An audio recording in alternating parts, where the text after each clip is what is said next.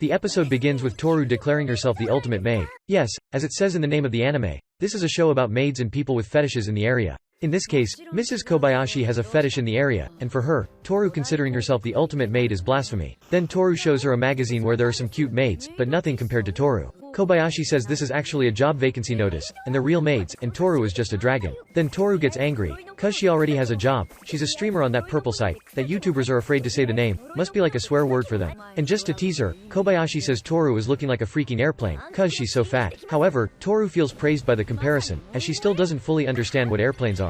Give her a break alright, it's not easy to understand why a 700-ton steel-winged dick is flying at 500 miles per hour. Anyway, she decides to go after a real job, another job. A few hours go by, and when Tooru arrives she says she got the job, and she only had to threaten 5 people and kill 3 others. She then tells how she got to the place, as we can see she got by walking. Tooru opens the door shouting, as if she has arrived in a stadium restroom. My dear gosh, the place is infested with fine hotties. I missed you so much Kyoto Animation, welcome back sweetheart. By the way, she was hired without even having to set both feet in the cafe. Then all the girls applaud her, as if she did some good deed. Tooru says she has a lot of free time, and wasted it by watching TV on the sofa. Not watching for sure, she's just channel surfing, her finger is clicking non-stop. Anyway, Tooru is quite confident about her new job. She must be thinking working in a restaurant is a piece of cake. But Kobayashi warns her, there's no more annoying being than assholes customers, who think they own the establishment. Several days pass, Kobayashi and Kanna decide to pay Tooru a visit to the cafe. The cafe's name is Made by Maid. It's a pretty dope name to be honest. I wonder if it's saying the building was made by maids or just the sign. And obviously, they're received by a mo girl. If you don't know what mo means, well, I have no idea how you found this channel, but here's the meaning. Then Kobayashi pretends to read the menu to Kanna.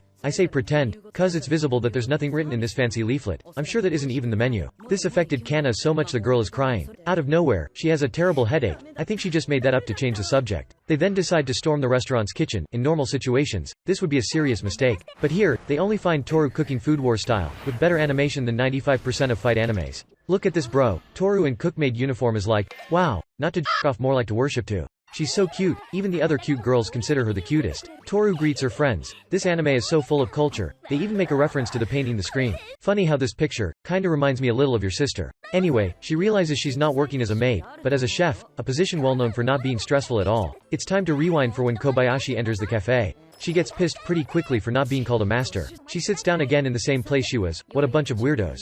I don't know who Kanna's voice actress is, but this woman deserves a raise. The girl is a bomb of cuteness. When and why is Tooru doing magic in front of everyone? It looks like Gojo's purple ball. Ha ha ha ha ha, purple ball. Check it out, it looks delicious doesn't it? Calm down Kobayashi, just pretend it's grape jelly. In the name of the dragon, of the maid, and of the holy anime girls, amen. Before halfway through the episode, Tooru resigns from the cafe, but before that, she taught the attendants how to cast a curse. People who work as a waiter or something like that definitely deserve to know how to cast curses. Geek Boy goes to the eatery, he loves this place. Let's go back to normal programming. Kobayashi is eating this, I don't even know what it is exactly, but it looks delicious.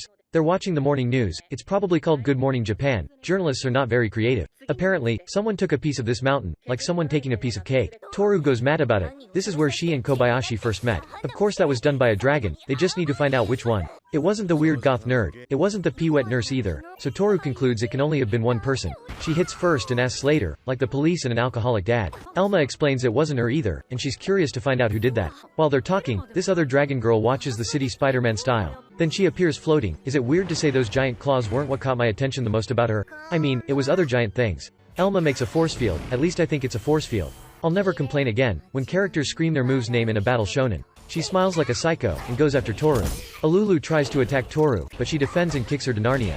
They start a frantic fight. Meanwhile, Elma watches it all unconcerned. I mean, she's worried, just not worried enough to help Tooru. To be fair, not even Kobayashi seems concerned about the dispute between two mythological beings. She prepares the attack and, well, I can't really explain why her breasts got incandescent. Instead of milk, maybe they're both full of gasoline or kerosene, that's a possibility. The dragon is making a meteor shower, I feel like playing Pokemon. But Tooru makes bat wings, as big as that fat-ass woman you call mom, to defend the city. Kobayashi asks why the Elma isn't helping Tooru protect the city. She gives a lame excuse with a serious face, so it doesn't seem like it's such a lame excuse. They keep fighting like Dragon Ball characters. Did you get it? Dragon Ball. So Kobayashi hires Elma's services as a mercenary with some sweets, the pride of the Harmony faction. The fight is hard for Tooru. Ilulu is at the clear advantage. Her dress is torn, and she's not happy about it at all. Elma puts another barrier. Wait, won't she even help fight? Thinking better she's being paid with food, we can't complain much. But if she was really willing to protect the city, why didn't she use this enhanced protection from the beginning? Tooru prepares her attack, and destroys Ilulu with a hyper beam. I said it feels like Pokemon. Then she sends Ilulu back where she came from European style, without telling the media. Tooru meets Kobayashi after the fight, and she's pretty wrecked. Some pet dogs' heads. She pets a f***ing dragon's head. Better yet, a f***ing maid dragon's head. Meanwhile, Ilulu falls through this portal. I believe she has been better.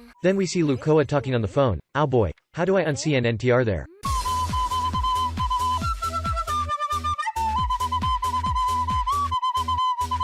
Do you remember when everyone used to put this song in anime crack, whenever a character plays the flute? It was completely saturated, but after so many years it's funny again. Anyway, Ilulu has returned to our world. She wonders how she's going to find Kobayashi, in such a big and populous city. Oh, she's over there. I know that Ilulu is indeed a dragon, but sometimes I feel like she's a chunny girl. She asks if Kobayashi is in love with Toru's human form, and Kobayashi denies it like a high schooler. Then Ilulu talks in the language that adults usually use, but many of these gestures I can't show on YouTube. Then Kobayashi gets extremely angry, at being mistaken for a man, and slaps Ilulu's chest. It reminds me of a video where a guy's cleaning a tiger's cage.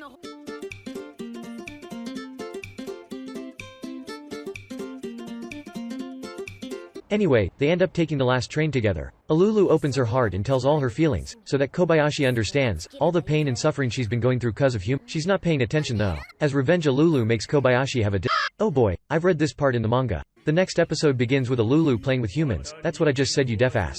She looks quite happy playing around, but this Tyrannosaurus Rex skull wants to convince her otherwise. Tip of the day, don't believe in Tyrannosaurus Rex skulls, they tend to lie. Suddenly everything burns in flames, then we see the silhouette of some dragons in the fire. I'm sure they're freezing to death. Well, apparently, Ilulu lost her parents cause of the humans, yahoo! Another species extinct by our hands folks, don't mess with the human gang, yeah. And here she is, watching the city Spider-Man style again. From this point of view, she looks a lot like a Digimon. The opening begins, and Kanna has one of those noise alerts, for when you find a perv. I don't know who gave her that, but it's a useful item. It's funny how it looks like they're spitting some hardcore rap in these cute clothes. Adidas with some short shorts, B-O-O all over me. My green is where it's supposed to be, your green is in my grocery. I wasn't expecting Tooru to be the kind who likes to run on the beach. Kobayashi comes home rolling a stealth check. I don't know if she rolled a natural 1 or a natural 20 on the dice.